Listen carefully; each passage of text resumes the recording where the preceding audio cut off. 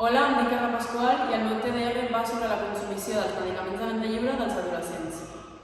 El meu treball de recerca té tres objectius principals. En primer lloc, definir quins són els medicaments potencialment perillosos. En segon lloc, definir els hàbits de compra dels adolescents i, finalment, definir quina informació proporcionen les farmàcies a l'hora de la seva venda. Per aconseguir aquests objectius, vaig necessitar l'ajuda d'una farmacèutica hospitalària que em proporcionés la informació per determinar quins medicaments de venda lliure eren potencialment perillosos.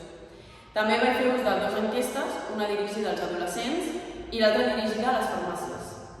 Les conclusions principals que vaig extreure van ser que la informació que menys saben els adolescents és la dosi màxima i els efectes secundaris dels medicaments. Informació que coincideix amb la menys proporcionada per les farmàcies. També vaig extreure que 23% dels adolescents enquestats afirmen creure haver consumit en abús els medicaments. Aquesta última conclusió obre un dubte en el meu treball de recerca.